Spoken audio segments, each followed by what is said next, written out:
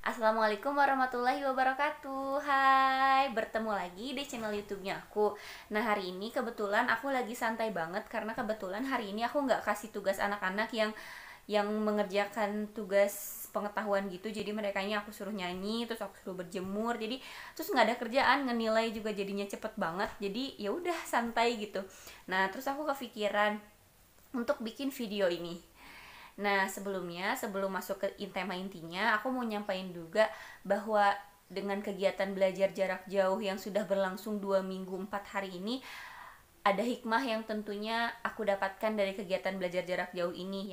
Yang pertama itu adalah aku lebih punya banyak waktu di rumah. Yang biasanya setengah 7 pagi aku harus udah berangkat ke sekolah, lalu pulang jam 12 atau jam 1. Jadi pagi kegiatan aku banyaknya di sekolah. Nyampe rumah, kalau pulang dari sekolah tuh rasanya capek, pengennya tidur, pengennya nyantai gitu kan ya. Tapi dengan kegiatan belajar di rumah ini aku tetap bisa ngerjain pekerjaan aku di rumah, tapi aku tetap bisa kerja juga. Aku tetap ngajar, walaupun ya ngajarnya lewat online, terus aku tetap ngenilai juga ya, kayak gitulah. Tapi banyak hal yang bisa aku lakukan di rumah, banyak yang biasanya kegiatan aku nggak bisa lakukan tapi sekarang bisa aku lakuin di rumah dengan kegiatan belajar online ini.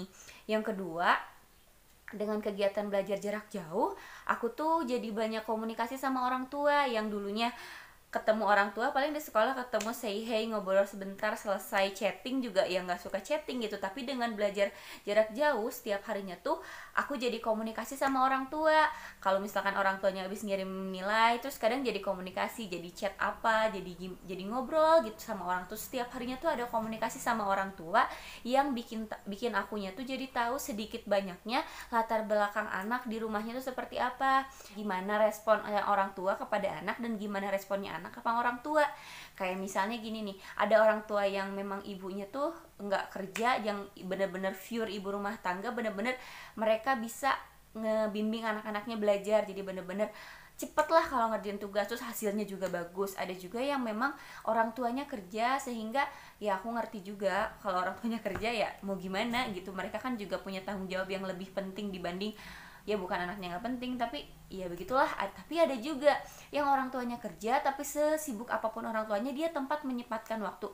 Ada yang misalnya berangkat ke kantornya jadi lebih siang, misalnya berangkatnya jam 8, tapi karena harus ngebimbing anaknya belajar dulu, berangkatnya jam 9.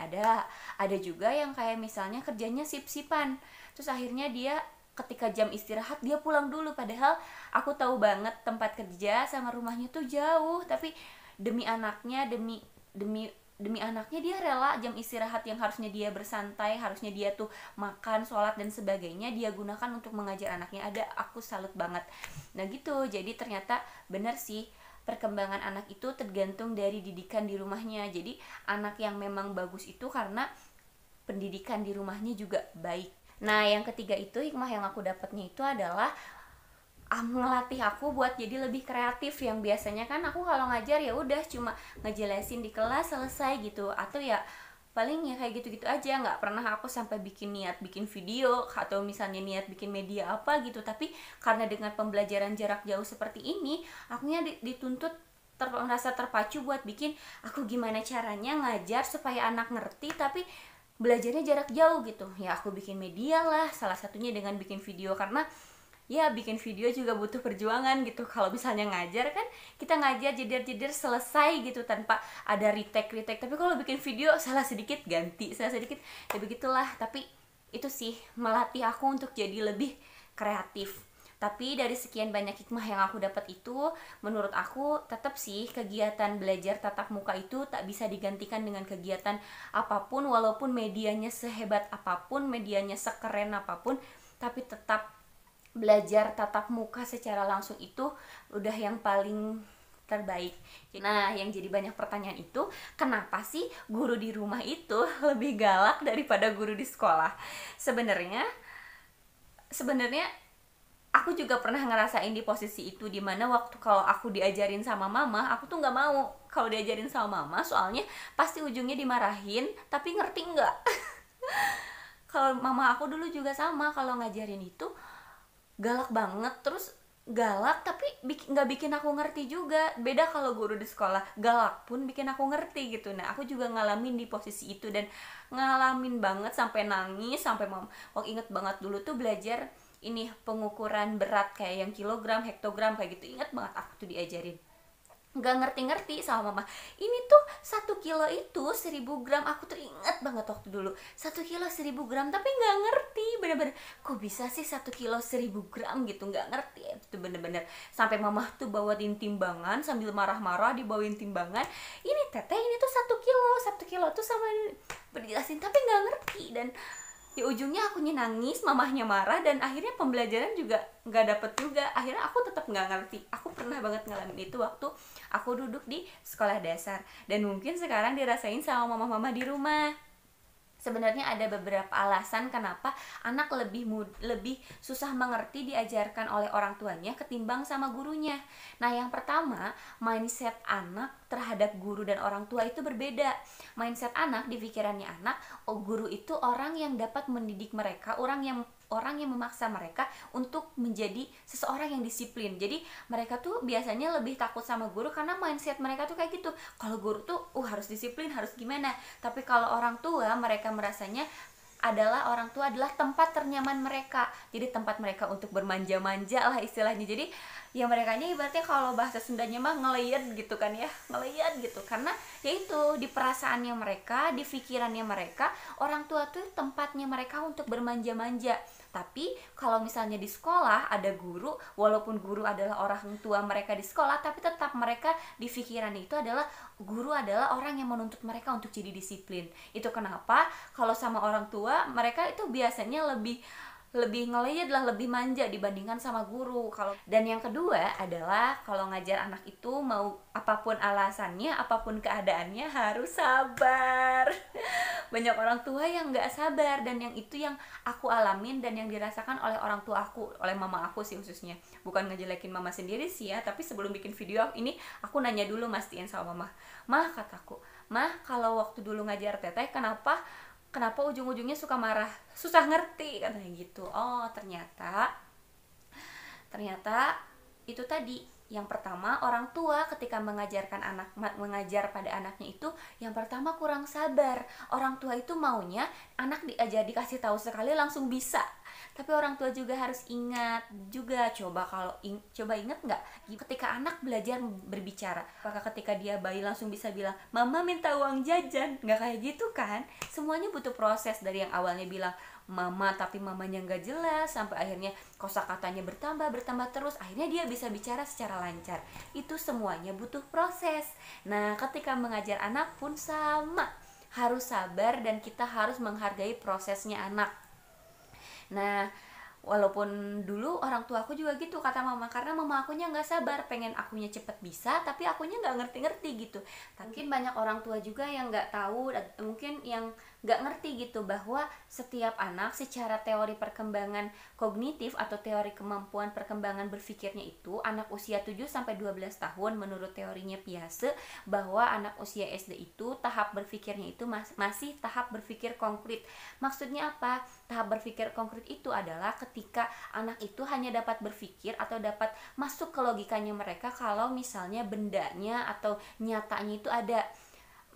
Contoh, jadi jangan memaksa anak untuk berpikir sesuai dengan pola pikirnya orang tua, karena daya kemampuan berpikirnya orang tua dan anak itu berbeda.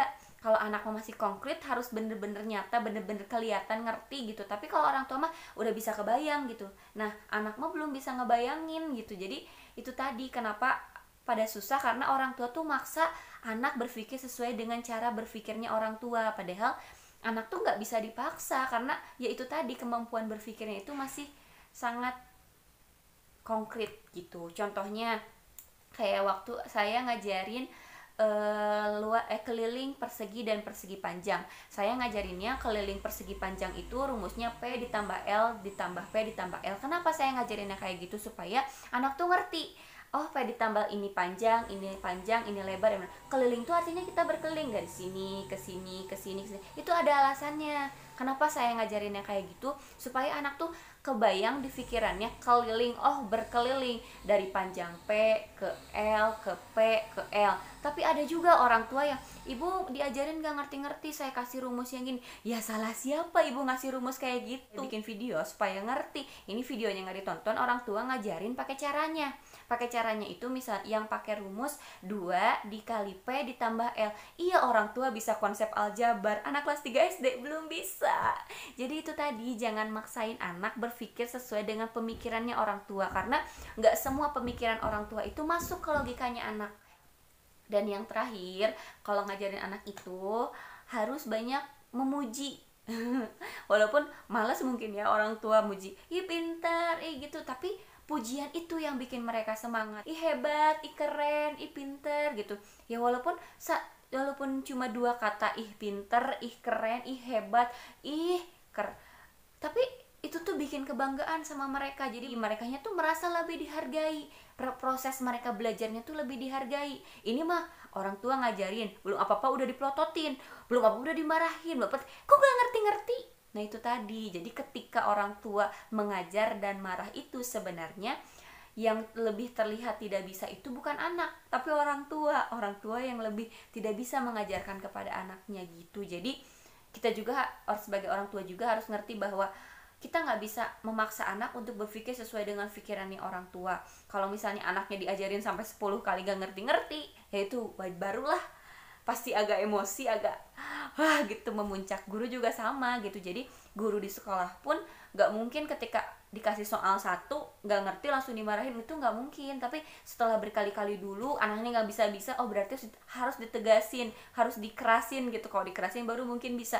Dan mungkin ada yang kayak gitu. Jadi intinya buat orang tua, kalau misalnya ngajar itu harus sabar, terus harus ngerti kalau anak itu daya pikirnya anak sama orang tua itu beda. Jadi kita nggak bisa maksain, ini teh gampang dede, ini teh gampang tinggal digini, tapi anak teh nggak ngerti gitu, karena kayaknya orang tua teh nggak masuk ke logikanya anak. Jadi jangan dipaksa, pakai cara yang lain yang lebih mudah, yang bisa bikin anaknya masuk. Kalau misalkan nggak mengetahui, bener-bener orang tua nggak ngerti cara ngajarinnya, menurut saya sih daripada anaknya dimarahin kasihan ujungnya anaknya nangis, ngerti enggak, terus anaknya jadi kesel sama orang tua jadi emosi, terus jadi dosa ke anak gara-gara anak ngelawan orang tua juga.